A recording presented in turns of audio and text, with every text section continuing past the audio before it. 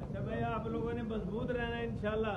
अल्लाह के फजल करम से ये जितने मर्जी केस बना लें इंशाल्लाह, और 100 केस बना लें, बिल्कुल नहीं डरना किसी से, सिर्फ अल्लाह से डरना है और उसके नबी सल्लल्लाहु से डरना है। चौथे मुकदमे में गिरफ्तारी है और 10वें में भी हो जाए, कोई परवाह नहीं।